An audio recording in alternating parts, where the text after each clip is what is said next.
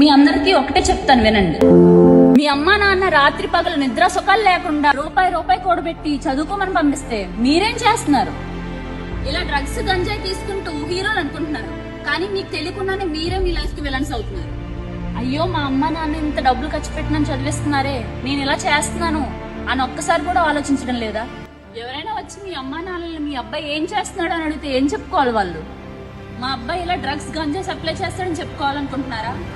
కాదే, మా అబ్బాయి ఒక పోలీస్, మా అబ్బాయి ఒక డాక్టర్, మా అబ్బాయి ఒక వెల్ సెటిల్డ్ ఆఫీసర్ అని గర్వంగానే కదా చెప్పుకోవాలని ఆశపడతారు. వాళ్ళు మన కోసం ఇంత చేస్తున్నారంటే ఎందుకు? అమ్మో మా పిల్లలు కూడా మాలా కష్టపడకూడదుగానే కదా.